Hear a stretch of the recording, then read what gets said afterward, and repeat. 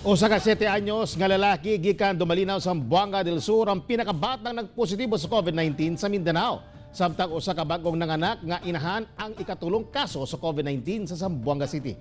Ana ang report ni Argel Relator.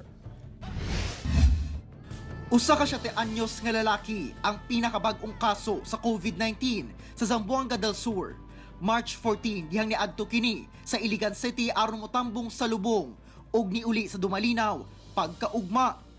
Human ang upat ka adlaw nakabati kini og light symptoms. Apan pagkaugma nisamot ang gibating sintomas. Sa samang adlaw gidala kini sa pribadong ospital sa Pagadian City. April 1 nigula ang resulta nga nagpositibo ang batang pasyente sa COVID-19. Ana kini karon sa Zamboanga del Sur Medical Center. Ga-trace ta sa mga history po sa katong mga positive na to.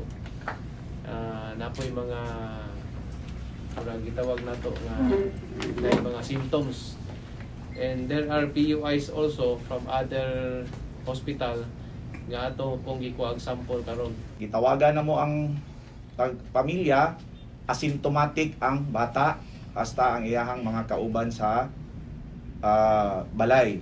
Apan ato siyang gidala ganina taod-taod lang dito sa ato ang isolation area for further monitoring.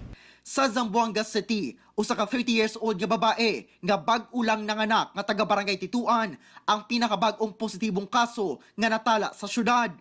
Duna kini diabetes, nakasinati kini og hilanat, pag-ubo og LBM niadtong March 19 samtang naka-home quarantine. Gi-admit kini sa Zamboanga City Medical Center niadtong March 27 samtang 36 weeks na kining buntis atong higayuna. Gikuha ang gilayon kini og swab sample. Nanganak ang pasyente ni atong March 28 ug April 1 dihang nigula ang resulta nga nagpositibo di ay kini sa COVID-19. Ana sa stable condition ang pasyente sa maong ospital. Sa pagpahigayon og contact tracing, asymptomatic kuno ang tulo ka kabanay niini nga naka-home quarantine. But with an exposure to someone with travel history from Manila on March 12. So she experienced fever, cough, and LBM last March 19, and she was admitted at Zamboanga City Medical Center on March 27.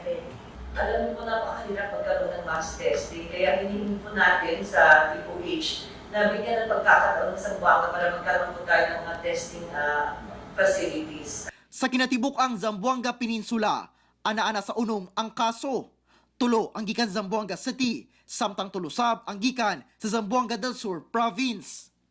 Ako si Argel Relator para sa One Mindanao.